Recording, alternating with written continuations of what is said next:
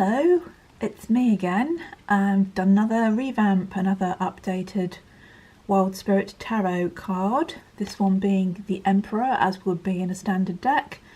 This chap is not the right word for this person at all. This, I don't even know. He's powerful spirit. He's the wild man. We shall come back to his meaning in a short while. Let us first look at the artwork. I was just thinking, while I was doing this, and while I have been doing this, about that whole revamping, and I mentioned in the last video that Dexy's Midnight Runners had recorded their album again as it should have been. It was called Tu Raye as it should have been, or should have sounded, or something. And this is the Wild Spirit deck as it should have looked. And I think there's something in that kind of perfectionism of certain artists that they just never, ever happy. There are good reasons why I'm not happy with the Wild Spirit deck as it was. That doesn't mean say there's anything wrong with it. It was of its time. But even if I did like it, it's out of print. So I have to do it again. And if I do it again, it has to be in the style that I work in now, because you can't go back and reproduce what you were doing 20 odd years ago. It's impossible, and it would not have any continuity of style through the deck. So that is why I'm doing it, not just because I'm a pernickety sod and I want everything to be absolutely perfect, although that is a part of it, of course. It's also because you can't get it otherwise, and I'd like this to be available, and I'm having a lot of fun doing it. I'm having a lot of fun interacting with you about it and seeing what you would like to have. This one has been not so easy as this one was. We're going to come back to this one in a short while, because there has been an issue with this since I've done it, but this one was a lot more artistically fulfilling because of the colours. This one has got a very limited palette and not that much going on because the focus is so intense on him as the central figure. Also, I am trying to be as true to the original card as I can be in terms of content, if not style. So he has to be just standing in the central position, holding that space as the powerful spirit. So there he is, but the palette and the content has been a lot less broad than the other card that I was working on, the Strong Spirit card, which was the Strength card. And I'm hoping that the next card I am going to do, which will be this one, the Hanged Man, or as was, Silence, will have a little bit more scope for playing around with colour, which is one of my great joys in life.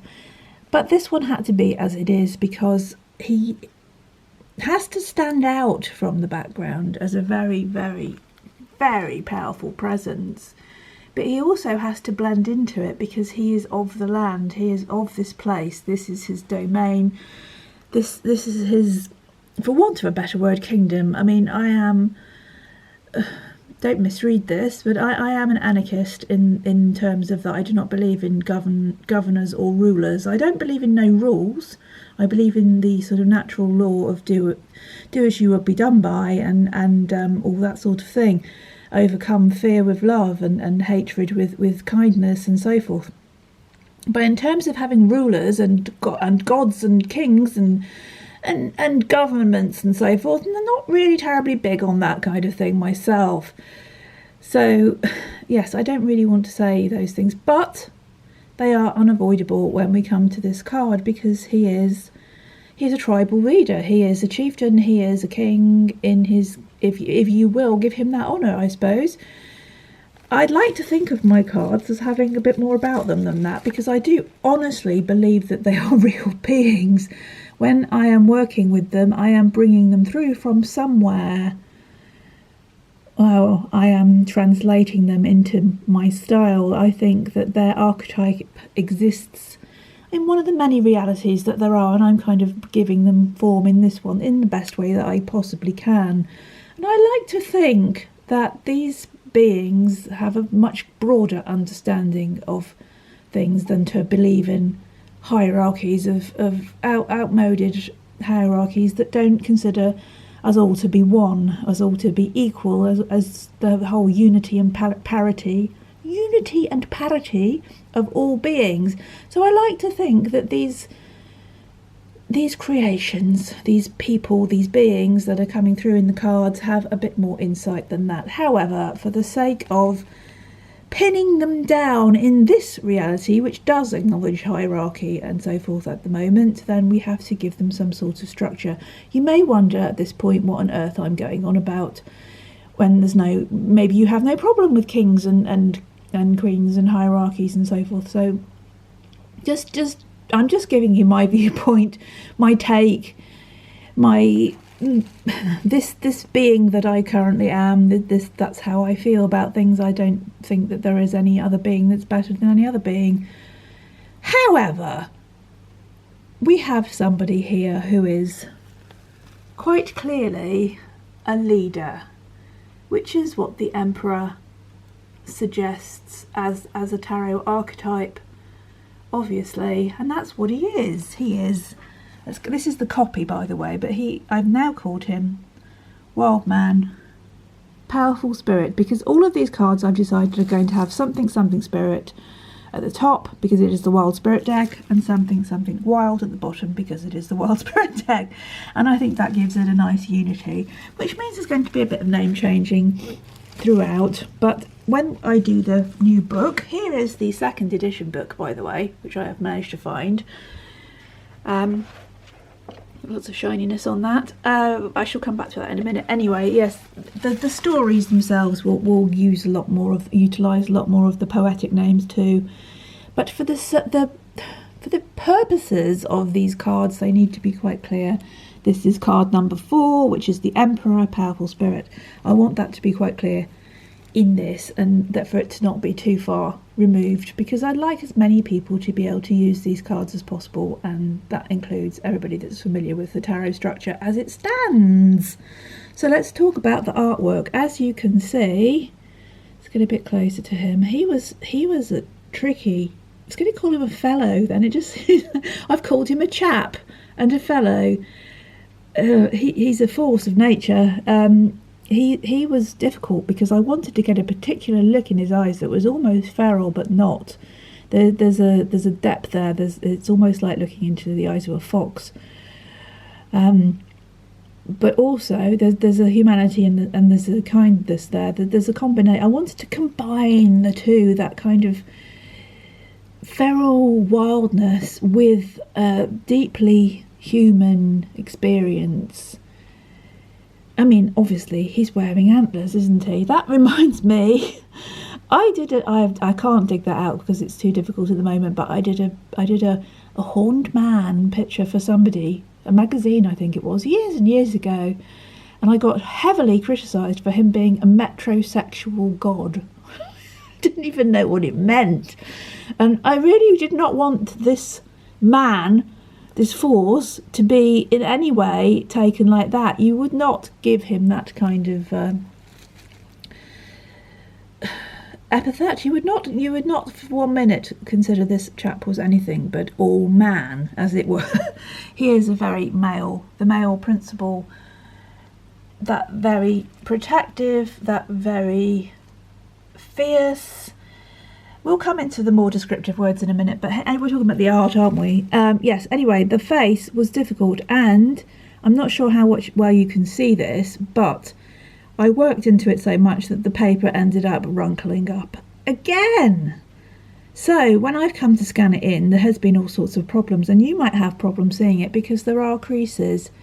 I nearly went through to the back of the page a few times because, I don't know, there was a lot of power in this, but also there was a lot of struggle with it, trying to make him exactly as I wanted him to be. And let's try and come up as realistic also. I mean, he's obviously slightly otherworldly. He's wearing a pair of antlers for starters. He's embodying that archetype completely, and he is the wild man, but he had to look real. And if you compare him to version number 1, I think he looks a lot more solid. He holds his space a lot more than this one ever did. And also, he's a lot more fierce and focused, I think. I didn't want him to be smiling. He's not frowning as such, but he's got an intense look of concentration on his face because he's always on guard. He's like an animal. He's always poised, ready. This is when I'm working, this is the kind of thoughts that are going on with me and him, as it were. I am having a kind of dialogue and knowing how he wants to be. That's always how I've worked with, primarily with people that I've been drawing, that I've always wanted to express them as they wanted to be expressed. I've not always got the technical ability to do that. Thankfully it is improving, but I've not always had the skill to do that. But I think you can see what I'm getting at. I really wanted him to be, just come right up there so I can hold it as still as I can. I wanted him to be really, really in all kinds of ways. He is, yeah, that's what he is. And if he didn't convince you in that, then it wasn't going to work and I'd have to start all over again. But in doing that, I did press rather hard and have lots of fierce work with my pencils, and so he does have little wrinkles in him, which did not come out very well when I tried to scan him. But you can see, I forgot to say that in my original version, I have it here, my original version of the strength card, the strong spirit card, I started to use gold. I don't think you can actually pick it up, but there is, maybe there. I started to use little flecks of gold and silver, and I wondered if that would come out when I scanned it. And you can see here that I've done the same on the painted wall in the background. It's very effective just to highlight and makes things, when you see the original, you can see how it brings things to life. However, when I look at the print in a second, you'll see that that does not compute on my scanner or printer. Maybe it would in the days when I get a much better setup, but for now it doesn't really come out. It only stands out on the original, which I'm showing you now. And this one was all about textures, really, lots of textures. One thing that I've learned in the years of painting is how things need to be different. When you're doing skin, it has to be different to when you're doing stone or fur. Everything has to be as it is. Fur is soft. I hope I've depicted that well enough to show that if you touch that, it would probably be a little bit coarse, but it'd also be, you know, soft. Coarse and soft, can you have that? That's probably completely contradictory. Make of that what you will. Anyway, I want you to be able to know how that would feel if you touched it. You know, his skin, I wanted to be sort of almost like polished bronze, because he is almost like a statue, a statue to manhood or something. Yes, and the stone behind him with the cup and ring marks, I wanted to look very different to him. And the fire had to look very different to the stone, and the wall had to look very different again. So this one is more about getting textures rather than differentiating in colour and so forth. And obviously the stone has to look convincingly hard against his body. So those are the things that I've been considering when doing this one. And also his hair, his dreadlocks have to be convincingly kind of fluffy and wuffy and so forth, compared to his polished face. He is very much he's very, I mean, I find him very real. I'm not trying to make somebody that is not approachable. He would be intimidating, he might be a little bit awe-inspiring, but I wanted him to have something about him that you can relate to, so that he's not frightening. I don't think he intends to be frightening, one certainly not to those that he respects and protects. He's a bit fearsome in other respects, but we're not talking about that at the moment, are we? We're talking about just the revamped art. And here, my dears, is the print, which of course, if we put them side by side, you can see how much of the colour they've lost.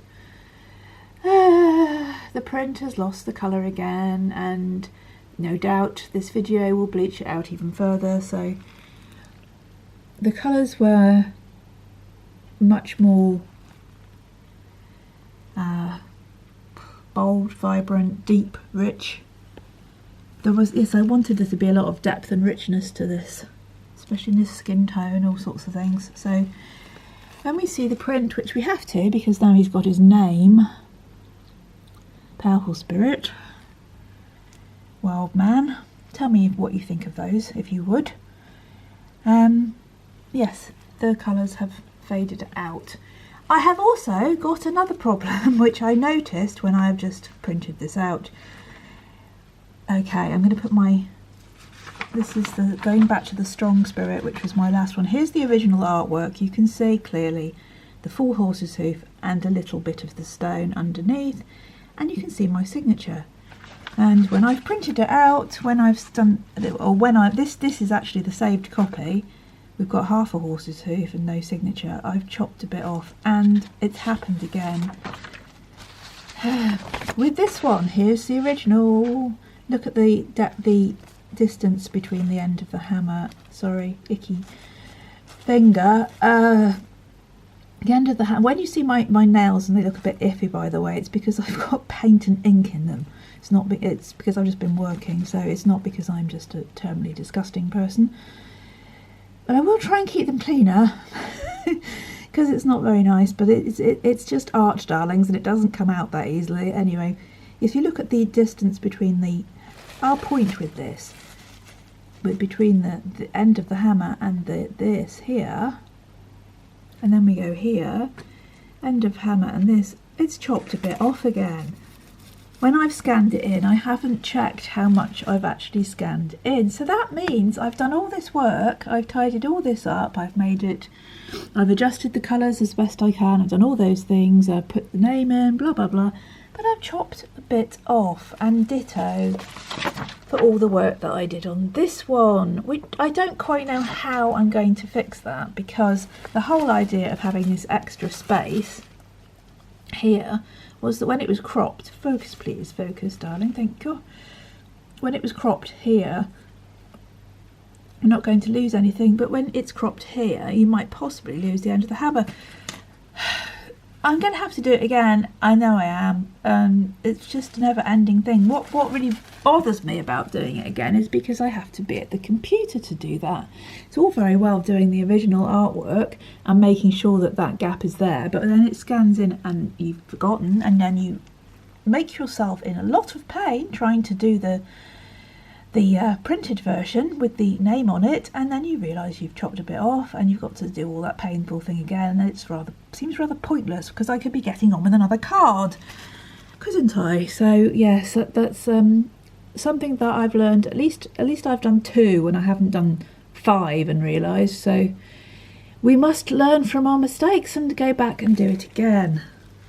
Anyway, what do you think of him now? Is he what you would imagine him to be? Let's put the original in the centre. I'll hold him there. Does he hold that space in a better way? Does he convince you of his powerful? I don't think this one, the original, had the same power, and he looked kind of wicked and naughty, but he didn't look as if he was a really formidable force that I wanted him to be. There's nothing wrong with him, I still like him, but he's very different to this one. This is a different man altogether, I think. Right, I just realised I've spoken for far longer than I thought, so I'll just swing over. This is the slightly smaller one, but it's not really that much worth seeing. A couple of things before I go then. Yes, I've just looked at the Wild Spirit book. This is the 2nd edition book, and they've all got a little poem: fire in the belly, fire in the eyes, wild power of the stormy skies. And I shall just read you the first bit here, or you can read it for yourself if you like, but I'll read it to you. See me, fear me, know me, and then love me, for I am your warrior, and if you will, your king. A step straight out of heroic legend, athletic, ambitious, and some may say dangerous. For some believe me to be possessed of demons. Such might and ferocity have I in battle and in bed. Now, I don't know whether that will stay for the new book, because the new book is having to be very, very edited, because I don't think that I will find a publisher that would want to take on a tarot pack and an enormous book. That has been my learning so far. When I did the Schiffer one, I had to edit until I got the very crux of the story and the essence of the card and the keywords and everything. So that's what I should be doing again, and I will be working on that. That will take time, because as you know, that will involve typing and pain. Meanwhile, I will be progressing with my revamp of the artwork, which I am loving doing. It is a slow process, but it is a wonderful thing to be sharing it with you. And frankly, I would not be doing it if it was not something that you wanted to see. I know I've said that before, but I wouldn't, because I'm not doing it for a vanity project. It's because I think it's something you want to see. Anyway, I just wanted to do this as well. I mentioned last time that I had a lovely friend who I've never met, who just sends me things because she wants to share them with me. She is a wonderful person, and she sent me some cards recently, and I don't know what they are, because she never sends me the full deck. She just sends me ones that she thinks are meaningful or that I like. She doesn't really explain why she sends them to me, but she does. And so this is, I don't know. But I was looking at that, and I was looking at my hand-drawn, with mistakes, you know, creakly, crunkly, not perfect. And then I was thinking about how perfect and computer generated a lot of decks are these days, and whether my time has kind of gone for doing these very, very hand created, you know, not perfect, with flaws, warts and all type cards. I know they're not all like that, but there just seems to be a lot of this very, very, very perfect and computer generated type artwork, which is, if people are younger, this is all they've ever seen really. They don't tend to see the older style of things. However, that my friend has also sent me these. I don't know which deck they came from, because she just sends me a random selection. This one, the Neophyte one, is clearly a hand-drawn image. And so is this one with the hawk. So that's good. That shows me that these things do still exist. And it's not all slick production. So you just have to do what you do. You have to perfect the art of yourself. And this is what I do. And nobody else could do it quite the same way. So I have to do what I do, because that's the space I hold in this reality. And that's what I came here to do, I think.